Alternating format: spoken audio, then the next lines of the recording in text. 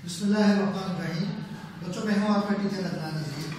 आज हम क्लास 8 के सब्जेक्ट हिस्ट्री में जो चैप्टर 2 है इसका टॉपिक हम डिस्कस करेंगे, the conditions of Muslims after war of independence, यानी जंग 1857 की जंग आज़ादी के बाद मुसलमानों की बलसगीर के अंदर जो हालात थे उनके, हम उसको डिस्कस करेंगे।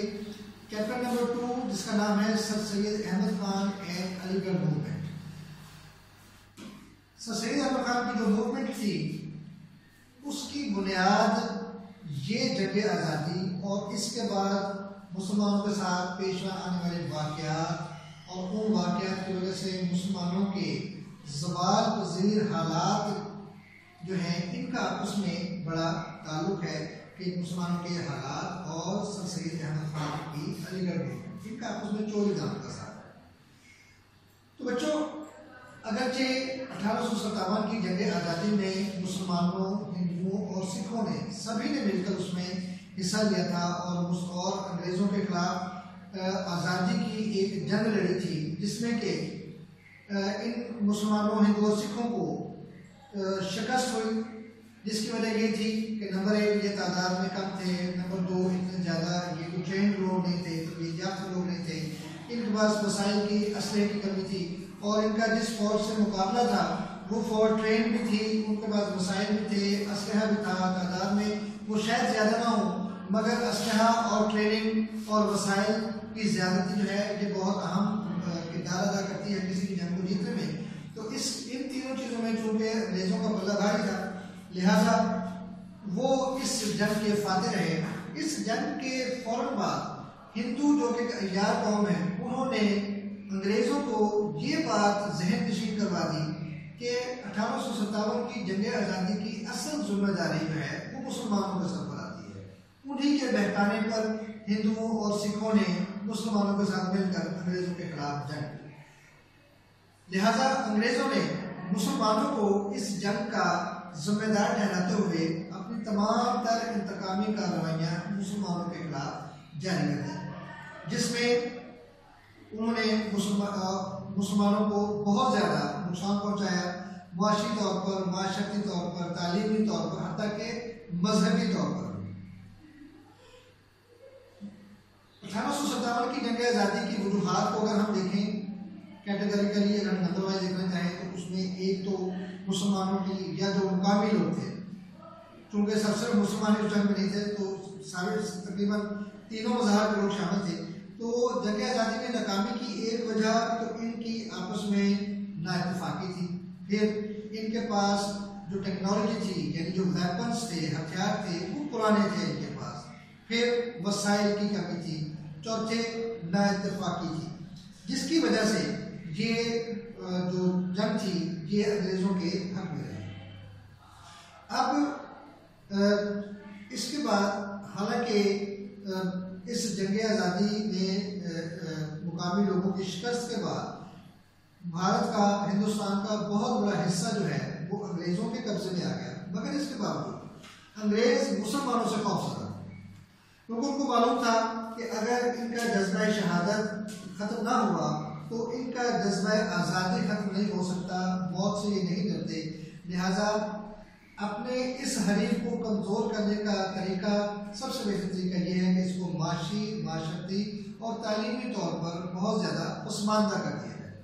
लिहाजा इस मकसद के तहत अंग्रेज़ों ने 4 मेजर स्टेप्स लिए, जिसमें सबसे पहला था no government jobs for the Muslim. Number 1 पे लिखा हुआ है no government jobs for Muslim, यानी सरकारी नौकरियों में मुसलमानों को कोई हिस्सा नहीं दिया जाता था, उनको किसी भी तरह से उनके लिए कोई कोटा रखा ही नहीं जाता था। अगर कोई मुसलमान किसी पोस्ट के लिए एलिजिबल भी होता, अहल भी होता, तो भी उसको सिलेक्ट नहीं किया जाता था, यानी जानबूझकर अंग्रेज़ों ने मुसलमानों पर सरकारी नौकरियों के दरवाजे बंद कर दिए। लिहाजा जब सरकारी नौकरियों में मुसलमानों का कोई हिस्सा न रहा तो अमली तौर पर हुकूमत में और सियासत में मुसलमानों का कोई भी अमल दखल न रहा कि जिसके साथ वो मुसलमानों की बेहतरी के लिए कोई कदम उठा सकते। लिहाजा मुसलमानों की बेहतरी का एक दरवाज़ा माशी, माशरती तौर पर उनके ऊपर बंद कर दिया गया कि किसी भी किस्म की सरकारी नौकरी चाहे वो छोटी हो या बड़ी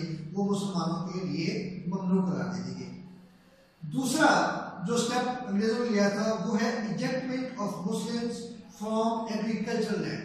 मुसलमानों के पास जो भी जरी जमीनें थी जिनके ऊपर पे वो काश्तकारी करते थे और जिनके साथ उनका रोजगार वाबस्ता था, अंग्रेजों ने मुसलमानों से ये जमीनें जो कि जरी थी उनसे छीन ली।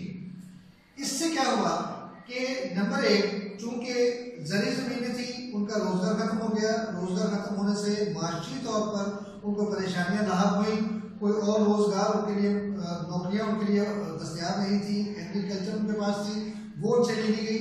लिहाजा एक और दरवाजा माशी तरक्की का उनके ऊपर बंद कर दिया गया। लिहाजा इस इकदाम से मुसलमानों को बहुत ज़्यादा फर्क पड़ा, क्योंकि मुसलमानों की एक बड़ी तादाद एग्रीकल्चर से वाबस्ता थी।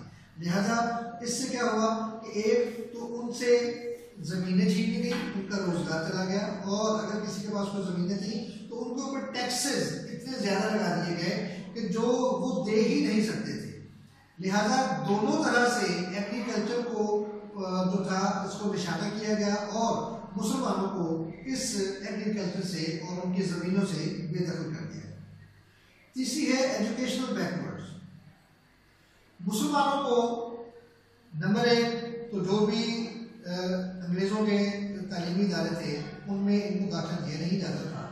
दूसरे, हमारे जो उस वक्त के मौलवी हजरात थे उन्होंने ये फतवा दे दिया कि अंग्रेजी चूंकि दुश्मन काफिर कौम की ज़बान है, लिहाजा इसका पढ़ना, इसका सीखना जो है मुसलमानों के लिए हराम है।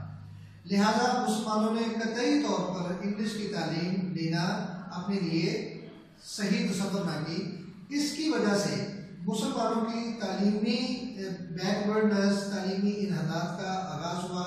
वो अपने रिवायती मदारस में ही जाते थे जहाँ पर उनको फ़कत दीनी तालीम ही दी जाती थी, और असली तालीम के ना होने की वजह से, ख़ास तौर पर इंग्लिश से किसी भी तरह की वाकफियत ना होने की वजह से मुसलमानों के लिए अगर कोई सरकारी नौकरियों के दरवाजे खुल भी सकते थे तो वो भी इनके लिए बहुत ज़्यादा मुश्किल हो गया।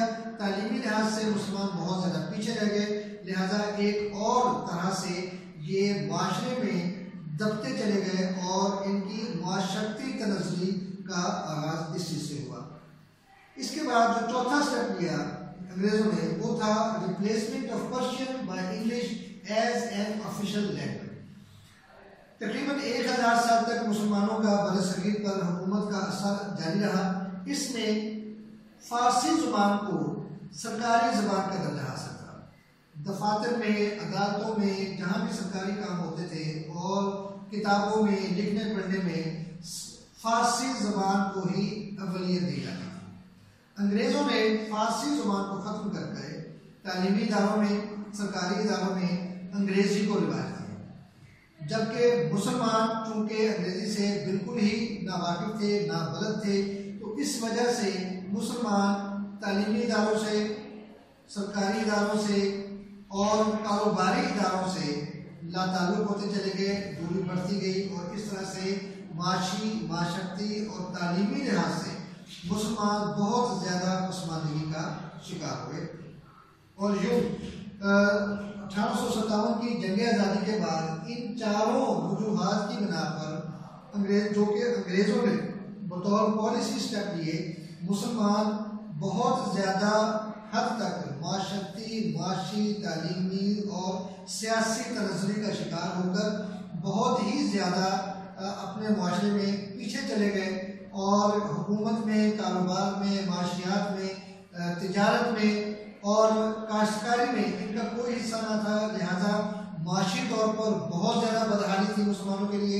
उस वक़्त के कहा जाता है कि आसमान से उतरने वाली कोई मुसीबत, कोई बला ऐसी ना थी कि जो मुसलमानों के घरों पर नाज़िल ना होती हो। यानी इस कदर ज़्यादा बुरे हालात हो चुके थे मुसलमानों के। तो इन हालात में सर सैयद अहमद खान ने मुसलमानों की बेहतरी का बीड़ा उठाया और उन्होंने बहुत से इक़दाम किए, तहरीक चलाई, जिसको अलीगढ़ मूवमेंट भी कहा जाता है।